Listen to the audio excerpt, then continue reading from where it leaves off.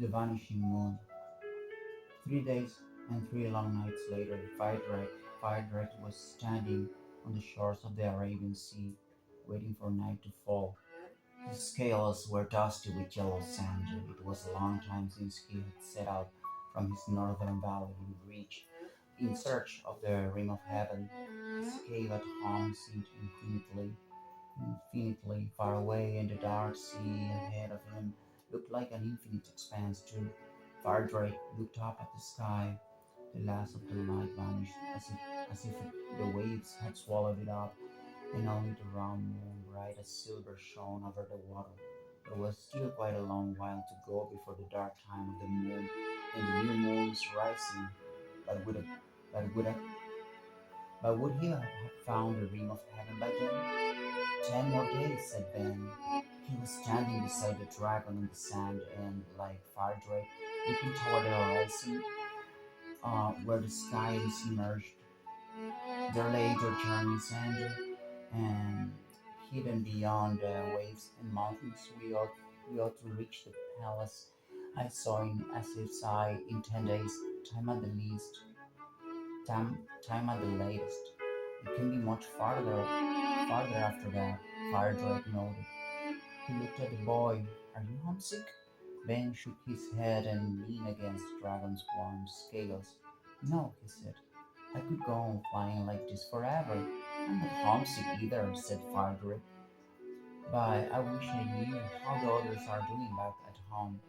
I'd like to know how close the humans have come and whether the sound of their machines is already echoing over the dark mountains. But unfortunately, he sighed, looking out to sea again where patches of silver moonlight floated on the waves. Unfortunately, I don't have 1,000 eyes like Asif. Who knows, by the time I reach the rim of heaven, it may be too late for the others. Oh, come on, then, patted the dragon's silver flank affectionately. You've made, you've made it this far. Once we cross the sea, we're almost there. That's right, said Sorrel. She had been off to fill the water bottles. Some smell these. She added, no, um, smell this. She added, holding a pot full of prickly leaves under Ben's nose. They had a heavy, spicy fragrance. These things prickle your tongue, but they taste almost as good as they smell. Where are the backpage? Where are the backpacks? Here, Ben handed them over her. But be careful you don't squash Twiglet. He's asleep in among my clothes. Don't worry, I won't snap his little legs off, muttered Sorrel, stowing her aromatic lips away in her backpack. As she bent over Ben's pack, Twiglet stretched his arms out of it, yawning. He looked around and then hastily tucked his head back inside. What's the matter? Asked Ben in surprise. Water, replied the mannequin, wriggling down among Ben's small, sandy clothes. Still, only the tip of his nose was showing. All that water makes me nervous. All that water makes me nervous. Just for once, we feel the same way, said Sorrel, putting her backpack over her furry shoulder. I'm not too keen on water either, but we have to get across it. You never know who can see you when you're over water, muttered Twiglet, then glanced down at him in surprise. What on earth do you mean? Could be looking at you. The fish? Yes, that's what I mean, Twiglet giggled nervously. The fish. Shaking her head, Sorrel climbed on Firedrake's back. What utter rubbish he talks, he growled. Even the elves aren't that stupid, and they can chatter on all night. What utter rubbish he talks, she growled. Even the elves aren't that stupid, and they can chatter on all night. Piglet stuck out his pointed tongue at her. Ben couldn't conceal a grin. Want me to leave the backpack open? He asked the homunculus. No, said Twiglet. Strap it up, by all means, young master. I'm used to the dark. If you say so, Ben closed his backpack, climbed onto the dragon's back with it, and strapped himself to Fire Drake's spines. Then he took the compass out of his pocket. If they weren't going to rely on Sora's instincts, they would be needing it over the next few days and nights. Hundreds of kilometers of seawater lay ahead of them. There would be no coastline to help them find a way, only the sky above. None of them knew much about navigating by the stars. Ready? Called Farder, shaking the desert sand from his scales for the last time and spreading his wings. Ready, Sorrel called. Firedrake rose in the dark sky and flew toward the moon. It was a fine, warm, starlight night. They had soon left the mountainous coast behind. Darkness swallowed up the land, and ahead of them, behind them, to the left and to the right of them, stretched nothing but water. Now and then, the lights of a ship winked on the waves. Seabirds flew by, squawking in alarm at the sight of Fire Drake. Just after midnight, Sorrel suddenly gave a terrified shriek and bent over the dragon's neck. Fire Drake, she called. Fire Drake, have you seen the moon?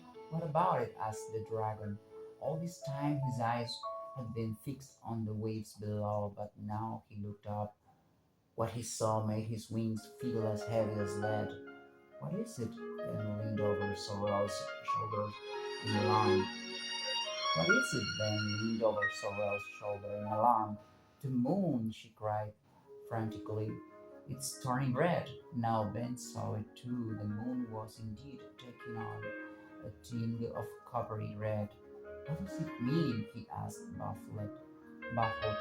It means it'll disappear any moment now, cried Sorrel. There's going to be an eclipse. I don't know how to read eclipse in English. There's going to be an eclipse, a moldy old eclipse of the moon. Now of all times, she gazed down at the crashing, foaming waves in terror. Firedrake was flying more and more slowly, his wings beating as sluggishly as if invisible weights hung from them. You're flying too low, Firedrake called Sorrel. I can help it, the dragon called back to her, where I'm as weak as a duckling Sorrel. Then looked up at the sky where the moon now hung like a rusty coin among the stars. We've seen eclipses before, babbled Sorrel, but we were always above solid land at the time. What are we going to do now? Hardrake dropped lower and lower, then could already taste the salty sea spray on his lips. Firedrake dropped lower and lower, then could already taste the salty sea spray on his lips. And then, in the last red glow light cast on the waves by the fading moon, he suddenly saw a shape of small island rising from the sea in the distance. Strange island they were, rising back from the water like half submerged hills. Fire Drake, shouted Ben. Fire Drake, shouted Ben as loud as he could. The pounding of the waves tore the words from his lips, but the dragon had keen ears. Look there, ahead of us, yelled Ben. I can see islands. Try to land on one of them. At that very moment, dark shadow the Earth's dark shadow engulfed the moon. Fire Drake plummeted from the sky like a bird winged by a shot, but the first of the strange island was already below him. To Ben and Sorrel, it looked almost as if the island chain were rising toward them from the foaming sea.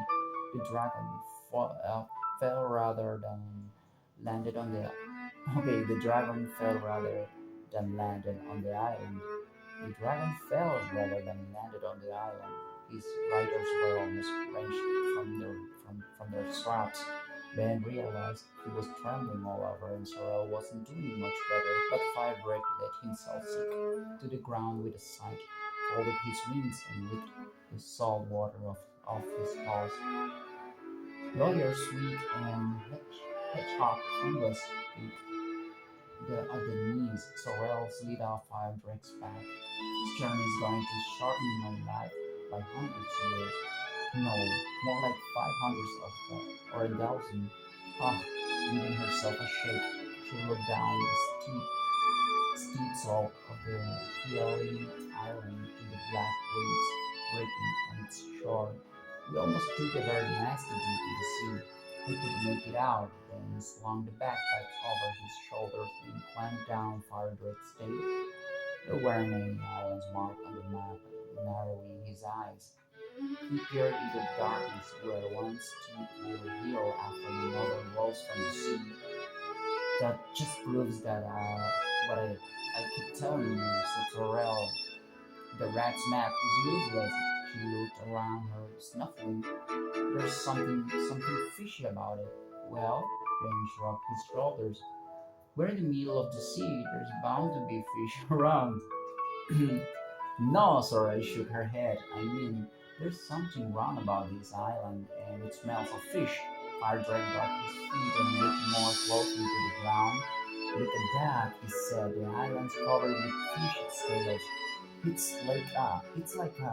Yes, like a giant fish, whispered Ben.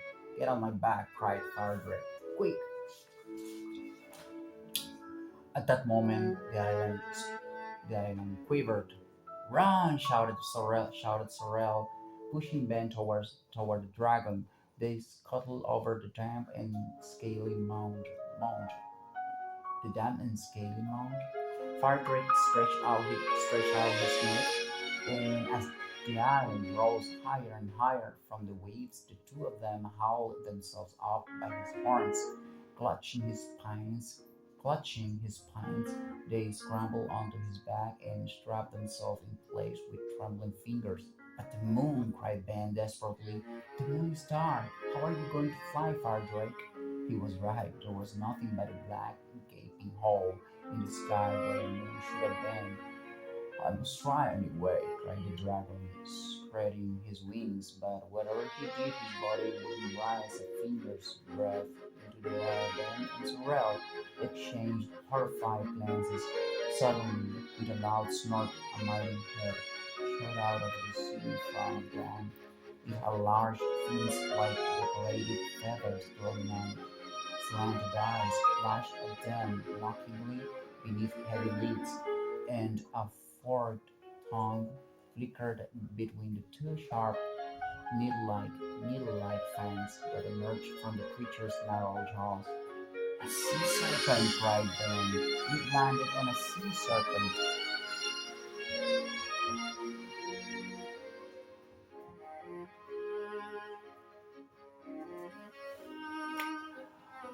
Ben, get your okay.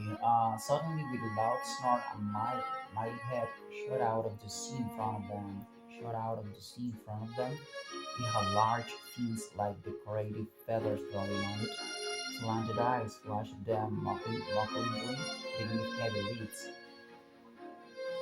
and a forked tongue flickered between the two sharp, needle-like fangs that emerged from the creature's narrow jaw. Narrow jaw. A sea serpent, cried Ben. We landed on a sea serpent. The serpent's long neck rose from the water until its head was hovering directly above Firedrake, who stood on the scaly hump of the creature's back as if he'd taken root there.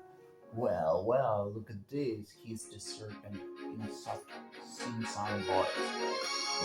Well, such strange visitors to the realm of salt and water where my twin sister and I reign supreme.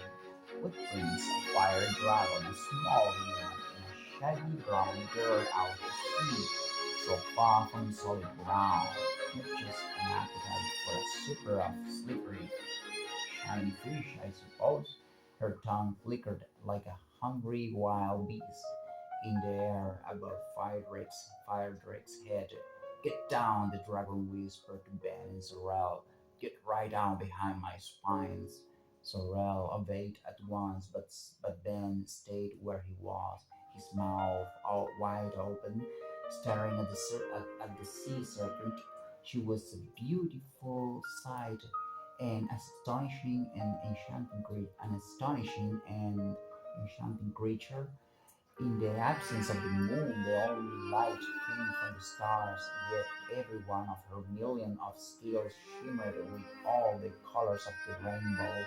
Observing Ben's amazement, the serpent looked down at him with an ironic smile. He was not much bigger than a flickering tip of her tongue. Ben, Ben, get your head down, whispered Sorrel. Ben, get your head down, whispered Sorrel, unless you want it big enough.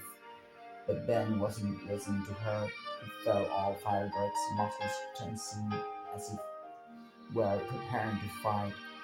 We're not after anything of yours, serpent.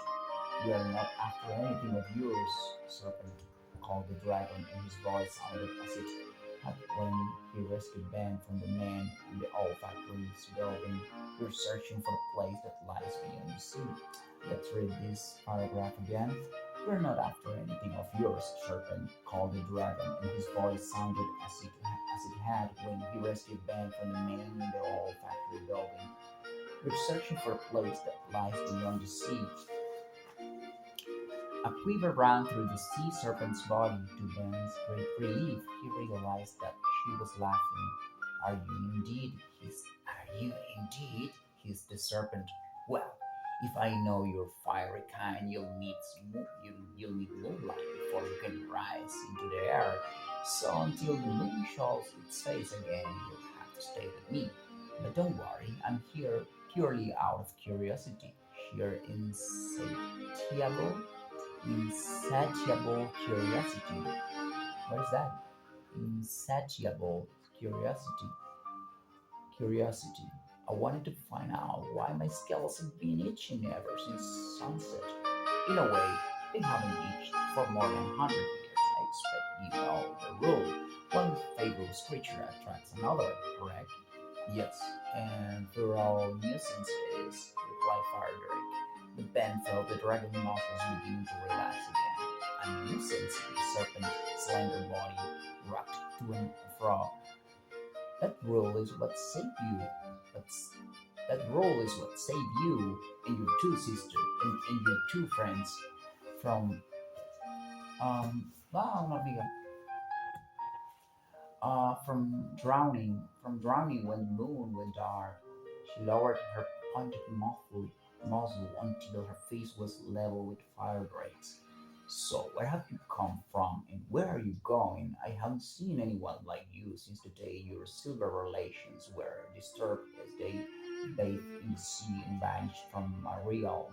Firedrake straightened, straightened it up, straighten it up. Fire Drake, straighten it up. You know that story? He asked. You know the story? He asked. The serpent smiled, stretching her huge body in the waves. Of course. In fact, I was there at the time. You were there? Fire Drake took a step back. A growl emerged from his chest. Then you were the sea monster. You chased them away, terrified. Terrified, Sorrel flung her arms around Ben. Oh no, no, she moaned. Careful, it's going to eat us up. Está bien, ¿ok? Nos faltan 1, 2, 3, 4, 5, 6, 7 páginas para terminar el capítulo completo de Dragon's Rider, el jinete de dragones. Ya casi lo termino. Ok,